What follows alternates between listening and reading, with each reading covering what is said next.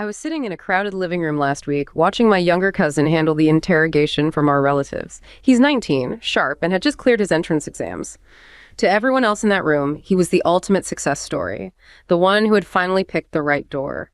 He was nodding, smiling, and reciting all the expected metrics: the potential starting salary, the prestige of the campus, the stability of the field. My aunt looked at him with this intense, relieved pride, as if his choice had finally made his entire existence legible to the rest of the world. He was no longer a complicated teenager, he was a future engineer. But then the conversation took an odd turn. Someone jokingly asked him what he'd do if he woke up tomorrow and the entire industry had simply vanished. No consequences, no resume to maintain. For a split second, that polished, successful mask didn't just slip, it disintegrated. His face went completely blank, then settled into a look of such profound, quiet exhaustion that the room felt suddenly cold. He didn't say he hated his choice. He didn't even say he wanted to quit. He just looked at his hands and whispered, "I think I've spent so much time picking the right box that I've forgotten I'm not a piece of cargo." That instantaneous shift from the perfect candidate to a person who felt like he was drowning in his own success was haunting. It made me realize that we are constantly pressured to simplify ourselves for the comfort of others. We are handed a fake menu, GE or NEET, science or commerce, success or failure, and told that picking a side is the only way to matter. We trade our messy human complexity for legibility because it makes the people around us less anxious. But there is a silent violence in being forced to become simple. We're taught to fear the wrong decision, but the real trap isn't the choice itself, it's the identity we're forced to inhabit afterward. Because the truth that nobody says out loud is this: when you start living like paperwork just to satisfy a system, you start dying slowly. And the world won't notice the months you spent carrying that weight. It will only notice the moment you finally break. Ow. That phrase, "I forgot I'm not a piece of cargo." Right. That is just, it's haunting. Yeah. It's haunting because it is so precise. Yeah. It implies that he sees himself as something that is being shipped, something that has a destination stamped on it by someone else, and his only job is to arrive intact. It felt like the air was sucked out of the room. And honestly, it made me angry. Not at him, and not even really at my aunt, but at the whole setup. At the system. At the system. We sat there clapping for him because he successfully turned himself into a product. And that's what we really need to unpack today. This isn't just about exam stress or the usual work-life balance cliches. Oh no, it's much deeper. We need to talk about the machinery that makes a 19-year-old feel like freight. I completely agree. It is a systemic issue, not a personal one. And to understand it, we have to look at the architecture of the system itself. We have a massive stack of research today, ranging from political theory and statecraft and to evolutionary biology. Right, and digital sociology, and the common thread running through all of it is this concept you mentioned, this fake menu. The fake menu. We're presented with these binary choices that claim to be the whole world, but are actually just narrow chutes designed to process us. So the mission for this deep dive is to dismantle that menu. We want to figure out why we force ourselves into these boxes. And how. The specific mechanisms. So we're going to look at 3 specific lenses. We'll start with the biological and the political why schools and states demand this kind of simplification. Then the economic. Then we'll move to the economic why we burn out to prove our worth. And finally, we'll look at the digital world where this pressure has morphed into something frankly terrifying. And we should be clear, none of this is accidental. The pressure to be legible, to be easily categorized, it serves a function for the system. Even if it destroys the individual. Exactly. Right. So let's get into it. I want to start with a story that I think perfectly encapsulates the before picture, the moment the system really gets its claws in. It's about a young man named Arav. Now, I don't know him personally, but his story has been kind of circulating as a modern parable for the Indian education system. But it really applies everywhere. Okay, set the scene for us. Picture the city of Kota. For those who don't know, Kota is essentially a factory town, but the product isn't steel or textiles. It's test scores. It's test scores. It's the coaching capital of India. So Orav is living in a cramped, neon-lit dorm room. It's noisy, it smells like cheap instant coffee and just anxiety. And he's surrounded by thousands of other kids who look exactly like him, dress like him, and are carrying the same heavy books. It's an environment designed for a single purpose. Exactly. And the tragedy is, Arav is brilliant, but he's not brilliant at physics. He's obsessed with regional history and linguistics. He can tell you why a dialect in a specific village changed over 300 years. He lights up when he talks about it. But his father is a farmer from a small village, and to his father, Linguist isn't a job. No, it's not a survival strategy. Oh. Engineer, though, that is a survival strategy. Identity is a label that means you matter. So the father isn't being cruel, really. He's being pragmatic, based on the signals that he receives from society. To the tribe back home, you are either a success or a ghost. There is no middle ground. There's no in-between. A binary. A total binary. So, a Terab spends 18 hours a day suppressing the one thing that makes his brain distinct, his love for history, to just drill physics problems he doesn't care about. He is terrified that if he doesn't fit into the binary of Jay's success, he effectively ceases to exist. He becomes illegible to his own family. You use that word again, legible. And this is the perfect entry point into the work of James C. Scott and his book, Seeing Like a State. Because what is happening to Arav in that dorm room, it's a textbook example of state legibility in action. Okay, let's drill down on this. When we say legibility, we usually mean, handwriting. I can't read this note. But Scott is talking about something political, isn't he? Oh, much bigger. Scott uses legibility to describe how a central authority, like a king, a state, or a massive institution, views its population. How it sees them. Exactly. Imagine you are a ruler in the 17th century. You look out at your kingdom, and what do you see? Chaos. You see a mess. You see local customs that vary from village to village. You see land measurements that are based on a day's walk or as far as a voice carries. Right. Things you can't standardize. It's impossible. You see people with 5 different names depending on who they're talking to. Yeah. Now, as a ruler, this is a nightmare. You can't tax as far as a voice carries. You can't draft a soldier if you don't know his permanent surname. The population is, to you, illegible. So the state is blind to the reality on the ground because the reality is just too complex. Way too complex. So what does the state do? It doesn't try to understand the complexity. That takes too much processing power, Instead, the state forces the population to simplify itself to fit the state's grid. They impose a system. They introduce permanent surnames. They standardize weights and measures. They build a cadastral map of land ownership. They create what Scott calls an abridged map. An abridged map, meaning they don't want the territory. They want a simplified version of the territory that they can manage.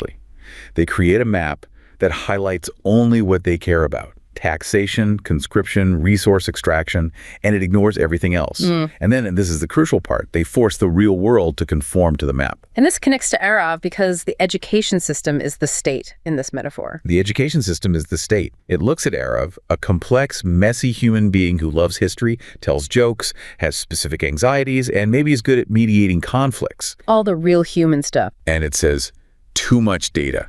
I cannot process this human. So it forces him to become a single data point. Rank hashtag 40002. Then is legibility. Wow. It's stripping away the complex reality to create a simple, manageable unit. But hold on, I have to play devil's advocate here for a second. Isn't standardization necessary? I mean, we need standards to build bridges that don't fall down. We need to know, a doctor actually knows medicine. Isn't that technical knowledge, isn't that important? It is absolutely important. Scott isn't anti-science or anti-standardization.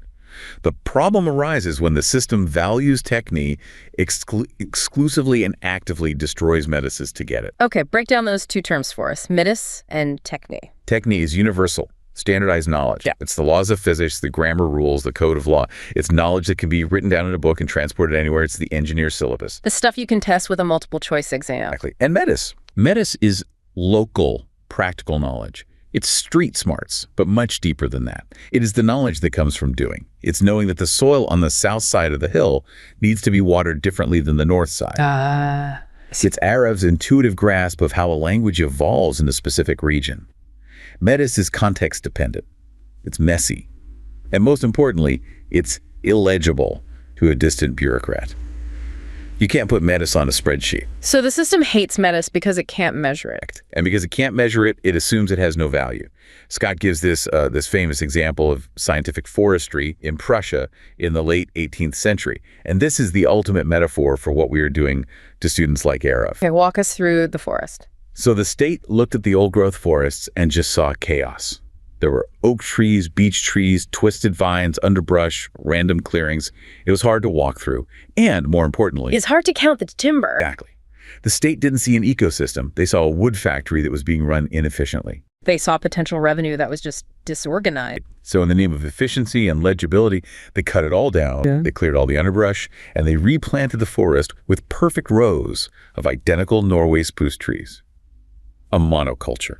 It must have looked perfect to them, like a grid. It looks like a spreadsheet come to life. Straight rows, uniform height, easy to count, easy to cut. It was the engineer version of a forest. But then nature pushed back. Because they had removed the mess, the underbrush, the diverse species, the birds stopped coming, the insects disappeared, the nutrient cycle in the soil completely broke down. So the forest started to die. It became known as the Waldstrippen forest death. The trees were stressed, stunted, and incredibly vulnerable to disease. By trying to make the forest legible, they killed the very thing that made it a forest. They mistook the map for the territory, and Arav is the Norway spruce. Arav is the Norway spruce. We were planting rows of identical students, stripping away the underbrush of their diverse interests, their metis, and forcing them into a monoculture of success. And then we wonder why they're so stressed out. Exactly. And then we wonder why they are stressed, stunted, and breaking down. We wonder why we have a mental health crisis in these coaching factories. It's because we have created a legible society that is ecologically fragile. That fragility, it feels visceral. When you read about kids in coda or even just overworked employees, you can feel the physical toll. It's not just stress in the abstract, it's bodily. And this leads to our second lens, evolutionary biology, because our bodies weren't designed for this grid. This is the evolutionary mismatch theory, and it comes primarily from the work of Mark van Vuck. It explains why the process of becoming legible hurts so much. We have to remember that biologically, we are not modern humans. We are Pleistocene humans. We're running ancient hardware. 200,000-year-old hardware. For 95% of our history, we lived in small hunter-gatherer bands. Our brains and our stress response systems evolved for that specific environment. So compare the work of a hunter-gatherer to Arav's work in the dorm. It's night and day. It couldn't be more different. Ancestral work was diverse. You didn't do one thing all day. You tracked an animal, which is physical and cognitive. Then you gathered plants. Then you fixed a tool. Then you socialized around the fire. So varied. It was physical, it was varied, and crucially, the feedback loops were immediate. You find the fruit, you eat the fruit, you catch the rabbit, you eat the rabbit. Exactly. Immediate return on investment. Now, look at the modern educational or corporate environment. Van Vuck identifies two main types of mismatch here: physical mismatch and competence mismatch. The physical is pretty obvious, I guess. Yeah, the physical is obvious. We are sedentary, bathed in artificial blue light, breathing recycled air. That alone triggers a stress response in an animal designed to be outdoors and moving. But the competence mismatch seems even more relevant to the fake menu. We evolved to be generalists. To survive in the wild, you had to be a bit of a botanist, a bit of a zoologist, a bit of a toolmaker, a bit of a diplomat. You used your whole brain. We had to be adaptable. Modern society demands hyper-specialization in abstract, evolutionarily novel concepts. Arav is forcing his brain to focus exclusively on abstract physics equations for 16 hours a day. And there is no immediate rabbit. The reward is years away. If it comes at all. And this creates a state of chronic vigilance.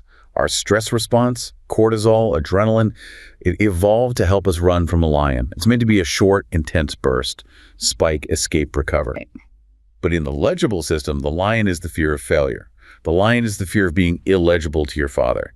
And that lion never leaves the room. So Arav is just marinating in cortisol 247. So when he said he felt like he was drowning, his body was literally reacting as if he were under threat. Yes.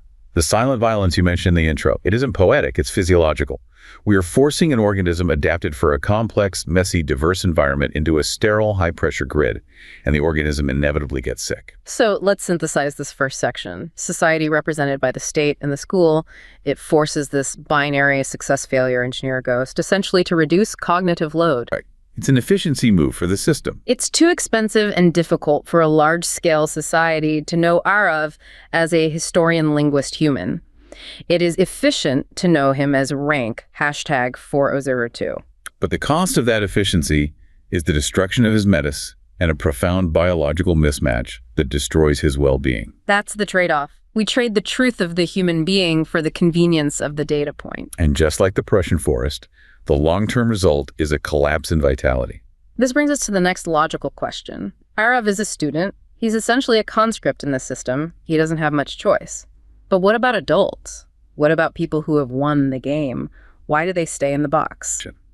I want to move to our second story because this one is about the world of work, money, and what I call the economics of the soul. Let's talk about Rohan. So this story comes from a career consultant's files. Rohan is a high-achieving professional in Mumbai. He spent 15 years climbing the corporate ladder. From the outside, he is the definition of legible success. He's the guy who followed the map perfectly. Perfectly. He's a senior VP.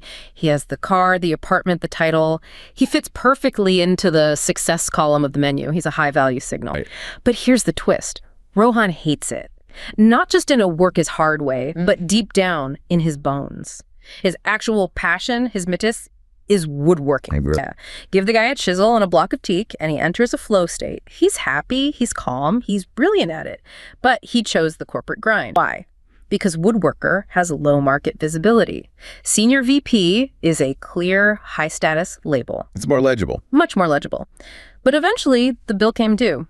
The biological mismatch we just talked about caught up with him. He burned out so severely he couldn't remember his own children's birthdays. That detail always gets me. Forgetting your kids' birthdays. That is the brain simply shutting down non-essential functions to survive the stress. It's a tragedy of modern logic. We're so busy playing the signaling game that we treat our lives like assets to be managed for public consumption.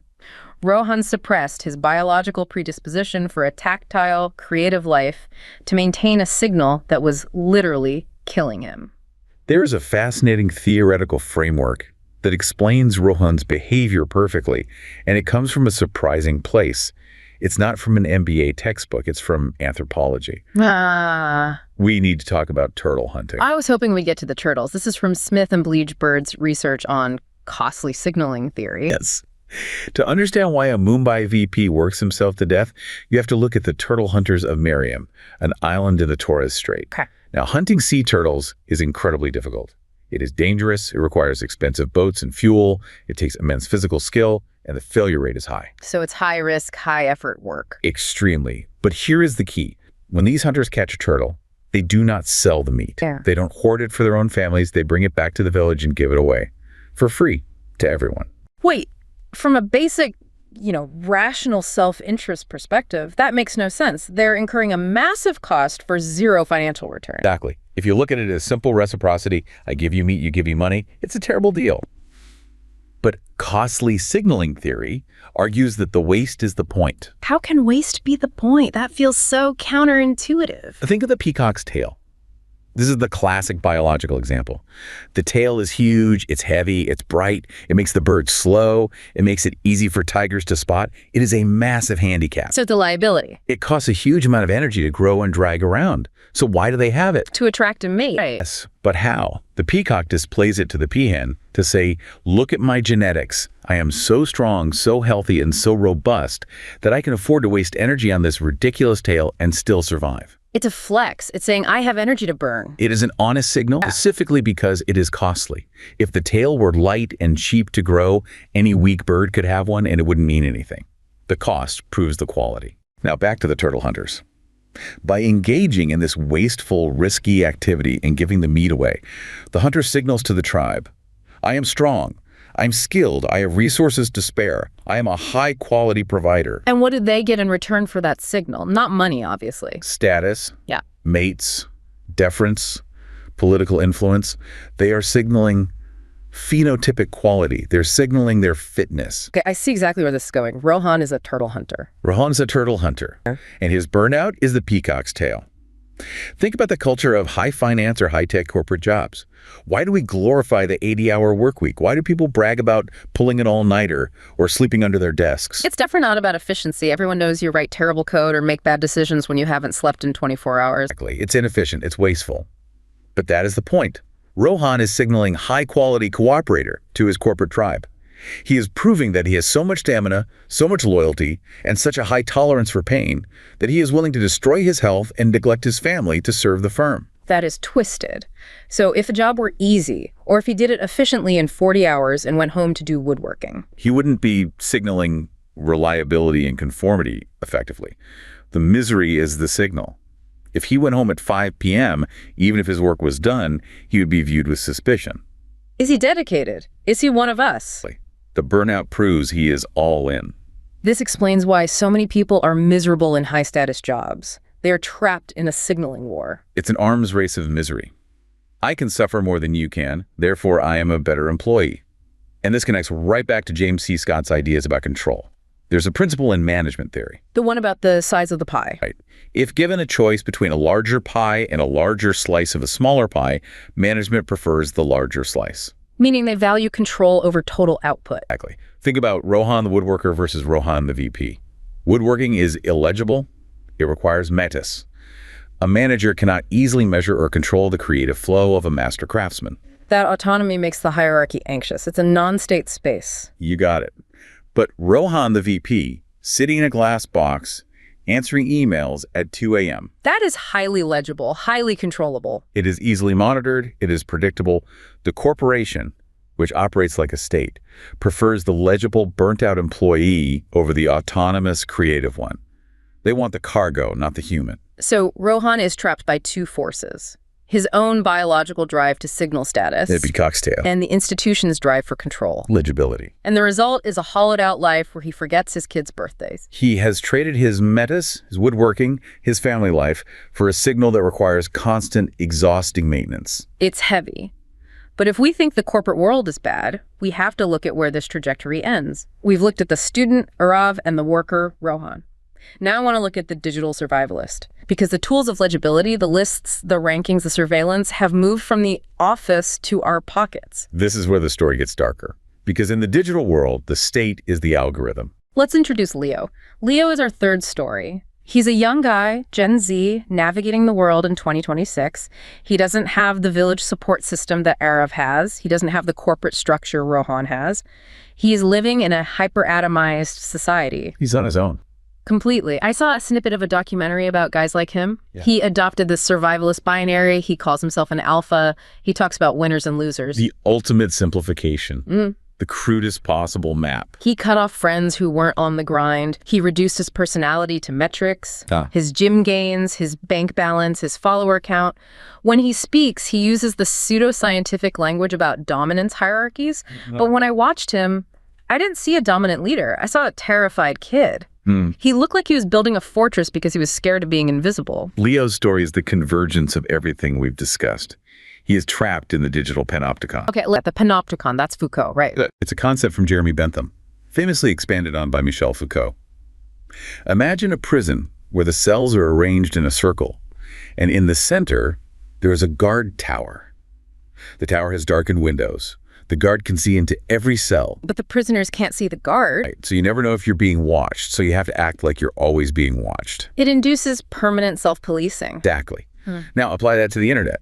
We are constantly observed, but we aren't just observed by people. We are observed by the algorithm. And as Neil Chilson argues in his work, Seeing Platforms Like a State, the algorithm demands legibility even more ruthlessly than a government does. So, more ruthlessly. Because it's completely inhuman. The algorithm cannot process nuance.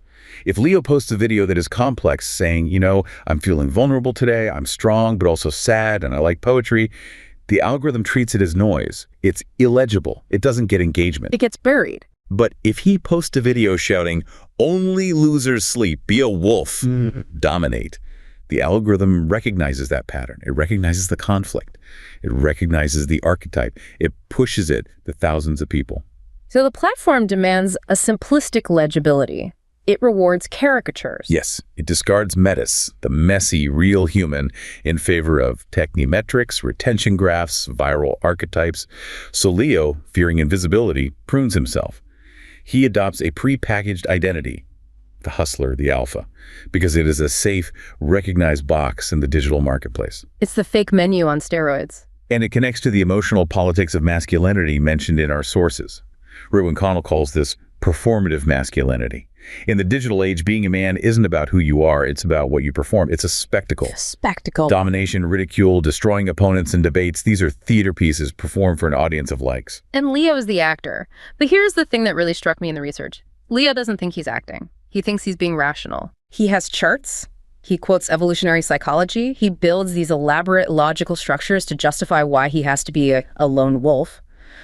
But our last source, from Mercier and Sperber, suggests that his logic is actually a trap. This is the argumentative theory of reason. And honestly, this is a concept that might explain the most about our modern internet culture. Okay, lay it out.